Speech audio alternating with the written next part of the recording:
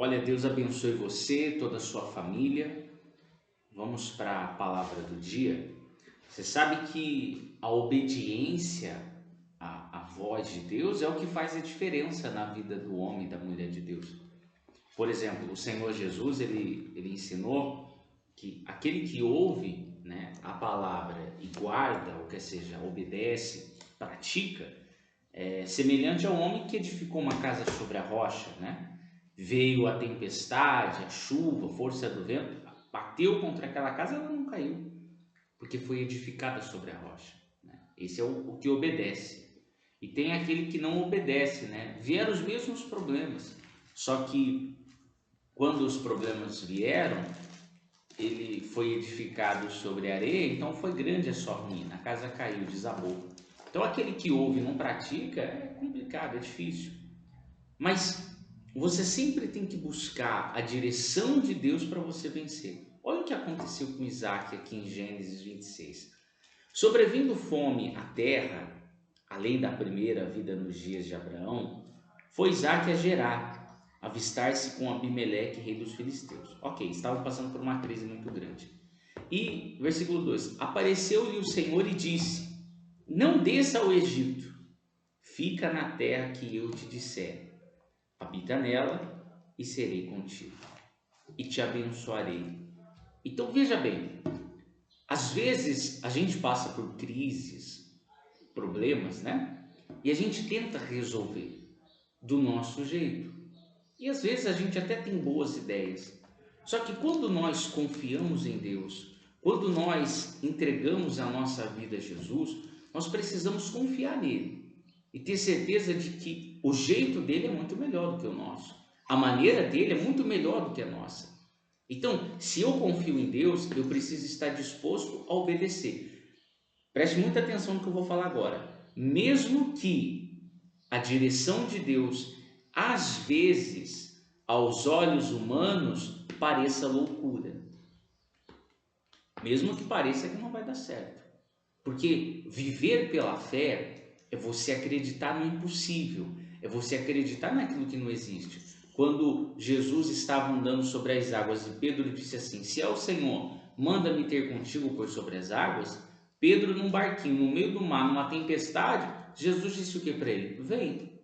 Isso é loucura. Como que você vai descer do barco? O único lugar seguro que você tem, e você vai ouvir uma voz e vai andar sobre as águas? Isso não é... Isso é louco.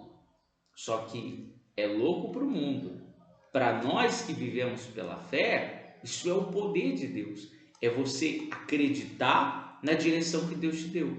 É como aconteceu com Abraão. Deus visitou Abraão e falou: sai da tua terra, da tua parentela, da casa de teus pais e vai para uma terra que te mostrarei. Os planos e projetos de Deus são muito maiores do que os seus, são muito diferentes do que os seus. Então, nós lemos ontem na igreja a respeito de Provérbios 3, que fala assim: não te apoie no seu próprio entendimento. Não acha que você é o bom. Não acha que você sabe tudo. Tenha a humildade, a decência de buscar a direção de Deus acima de tudo. E não só buscar, mas estar disposto ou disposta a obedecer. Isaac viu a crise vindo e pensou o quê? Vou para o Egito.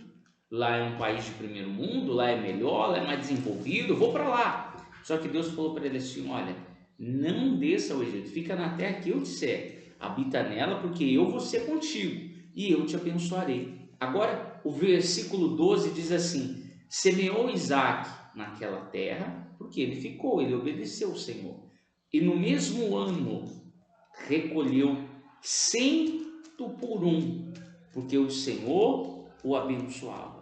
Ele obedeceu, ele não foi. O ir para o Egito era o correto. Ir para o Egito era o mais inteligente, humanamente falando. Só que obedecer à voz de Deus, obedecer ao Senhor, sempre é o mais inteligente, sempre é o melhor.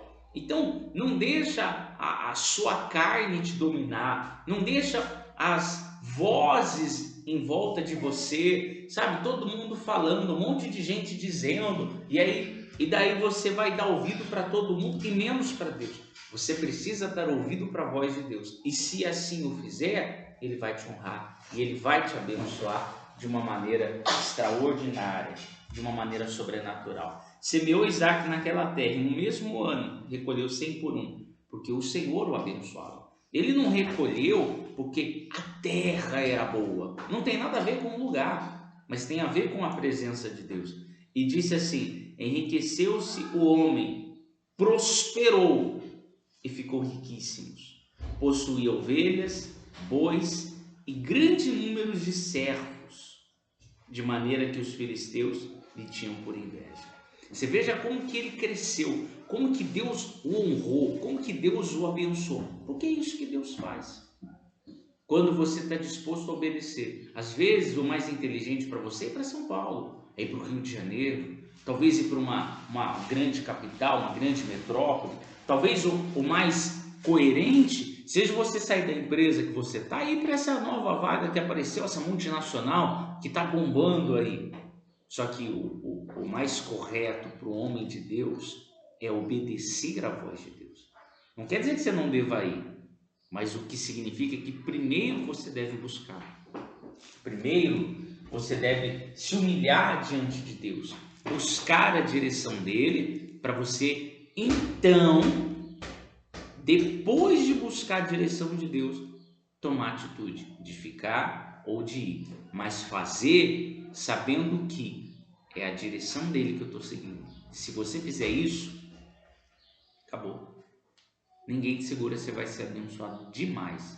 Não dá nem para mensurar o tamanho da bênção que vai ser. Ele ficou riquíssimo.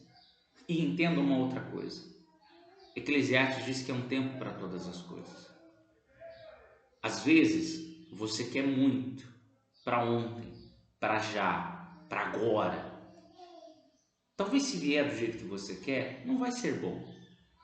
Talvez se vier agora, você não vai desfrutar com toda a alegria que Deus pode te proporcionar. Mas se você esperar um pouquinho, se você tiver paciência, se você tiver calma, na hora certa virá. Ah, meu amigo, e quando vier, vai ser tão bom. Como Jacó, ele orou 7 anos de espera. E ele falou que foi como se fossem 7 dias de tanto que ele amava. Então, a oração tem esse poder. A fé é a obediência, é o poder de Deus na terra, na vida do ser humano. Nós temos acesso a qualquer coisa por meio da fé, mas a partir do momento que entendemos que o propósito e o projeto de Deus é o que deve prevalecer.